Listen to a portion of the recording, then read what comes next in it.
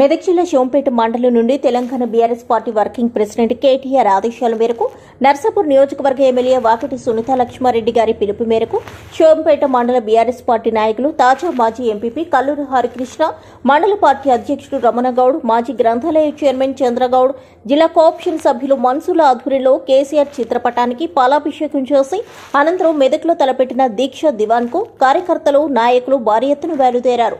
అనంతరం వారు మాట్లాడుతూ జిల్లా అధ్యక్షురాలు పద్మదేవేందర్ రెడ్డి ఆదేశాల మేరకు మెదక్ రామ్దాస్ చౌరస్తాలో జరిగే కేసీఆర్ దీక్ష దివాస్ కు భారీ ఎత్తున తరలివచ్చి విజయవంతం చేసిన నాయకులకు, కార్యకర్తలకు, ప్రజలకు కృతజ్ఞతలు తెలిపారు. ఈ కార్యక్రమంలో గొర్రె వెంకరెడ్డి, నాగేశ్వరరావు, మాజీ సర్పంచులు, మాజీ ఎంపీటీసీలు, వివిధ గ్రామాల నుంచి వచ్చిన నాయకులు, కార్యకర్తలు అధిక సంఖ్యలో పాల్గొన్నారు.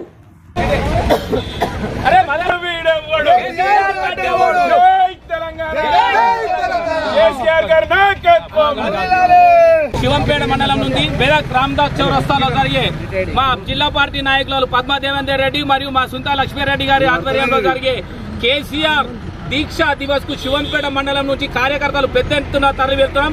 ఈ సందర్భంగా ఇక్కడికి వచ్చిన ప్రతి ఒక్క కార్యకర్తకు శివంపేట మండల పార్టీతో నమస్సుమాలు తెలియజేస్తూ ఇదే ఉద్యమ స్ఫూర్తితో కాంగ్రెస్ ప్రభుత్వానికి గద్దె దించే పోరాటం తెలియజేస్తూ జై తెలంగాణ.